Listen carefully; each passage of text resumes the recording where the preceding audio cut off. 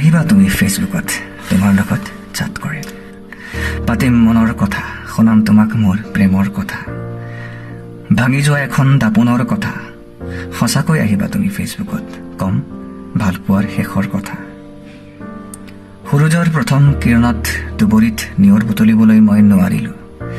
চিকমিক কৰা নিয়ৰবোৰে কষ্ট পায় বুলি ভয় হৈছিল। সেইদিনা আবেলি মই তোমাক প্ৰেমৰ প্ৰস্তাৱ দিছিলোঁ। তুমি লৈছিলা দুহাতেৰে আঁকোৱালি। লিখিছিলোঁ এখন প্ৰেমৰ কিতাপ, কিন্তু আধৰুৱা হৈ ৰৈ গ'ল সেই কিতাপ। কি কৰিম মই?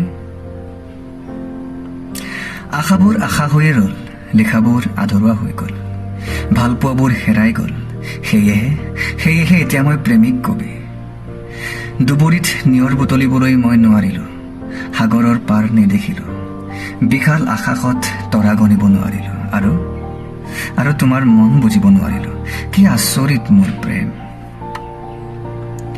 আজি মই হ'ব পাৰোঁ বিশ্বাসঘাতকতাৰ সুৰাৰ প্ৰেমিক। তুমি নেহাঁহিবা, সুৰাৰ প্ৰেমিকেই লিখিব পাৰে কিন্তু দুখৰ কবিতা। আহিবা তুমি মাজ নিশা ফাগুনৰ কুমলীয়া বতাহ জাকৰ সৈতে, মই ৰৈ থাকিম চাদৰ ওপৰত। তুমি আহিবা আৰু চাবা, মাথো একো নকবা। নোৱাৰিম মই তোমাৰ সুমধুৰ কণ্ঠৰ শব্দবোৰ শুনিবলৈ। তোমাৰ মুখৰ পৰা ওলোৱা মধুৰ শব্দবোৰৰ বানে মোৰ কাণত আঘাত কৰিব, আৰু মই সহ্য কৰিব নোৱাৰিম। মাথো আহিবা আৰু চাই যাবাহি তোমাৰ সুৰাত মাতাল প্ৰেমিকক। মই নিবিচাৰোঁ তুমি এতিয়া মোক লৈ কিবা কোৱা, মই নিবিচাৰোঁ তুমি মোক ভাল পোৱা। মই এতিয়া তোমাৰ মৰম নহয়, মই এতিয়া মাথো মাতাল প্ৰেমিক, বিশ্বাসঘাতকতাৰ সুৰাৰ প্ৰেমিক।